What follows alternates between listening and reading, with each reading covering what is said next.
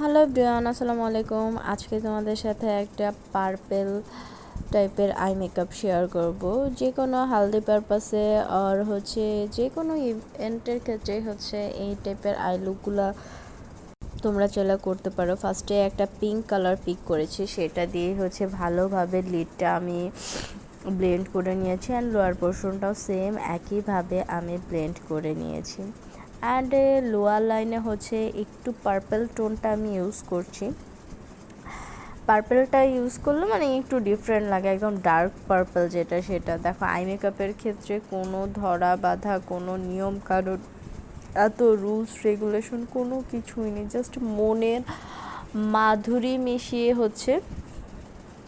কালারগুলো নিয়ে যত খেলতে পারবে তত আই মেকআপ ততটাই